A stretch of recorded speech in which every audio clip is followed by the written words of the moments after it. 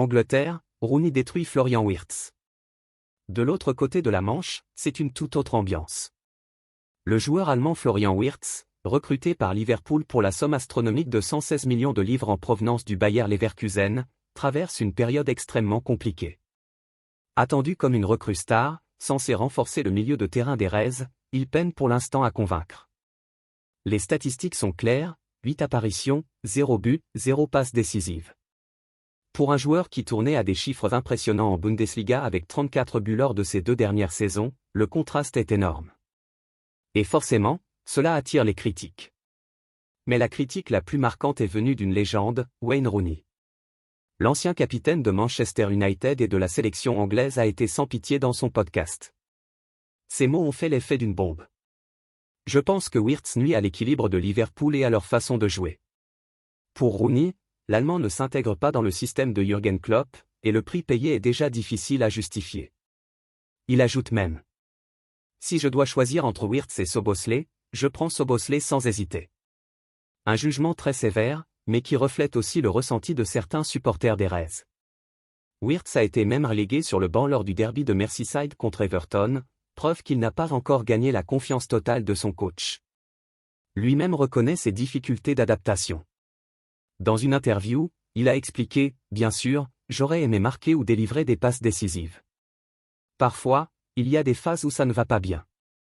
Je n'ai pas vu ça souvent dans ma carrière. Le problème, c'est que dans un club comme Liverpool, la patience est rarement longue. Le match de Ligue des Champions contre Galatasaray s'annonce comme un véritable test pour lui. Soit il répond présent et commence à inverser la tendance, soit la pression médiatique et celle des supporters vont devenir insupportables. Sénégal, Pape Thiaw réussit un gros coup. Le Sénégal est en mission.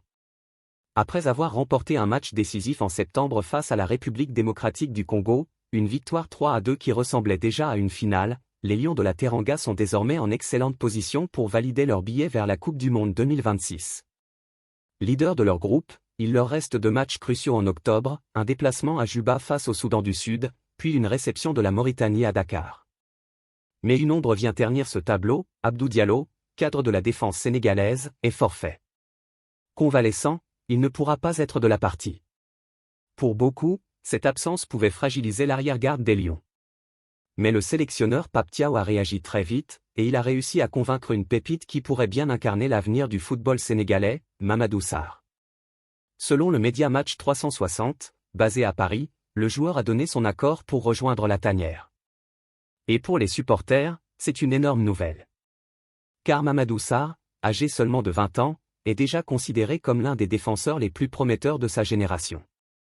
Formé à l'Olympique lyonnais, il s'est révélé la saison dernière du côté de Strasbourg avec des performances solides et une maturité rare pour son âge. Chelsea n'a pas hésité à investir sur lui cet été, avant de le prêter immédiatement au Racing afin qu'il continue sa progression. Et cerise sur le gâteau, il a déjà remporté la Coupe du Monde des clubs avec les Blues. Avec lui, le Sénégal prépare l'avenir. Ce n'est pas seulement une recrue pour remplacer un absent, c'est un pari sur la nouvelle génération. À 20 ans, il arrive avec l'ambition de s'imposer dans une sélection qui regorge déjà de talent. Pour beaucoup d'observateurs, il peut suivre la trajectoire des grands défenseurs sénégalais comme Kalidou Koulibaly ou Abdou Diallo avant lui.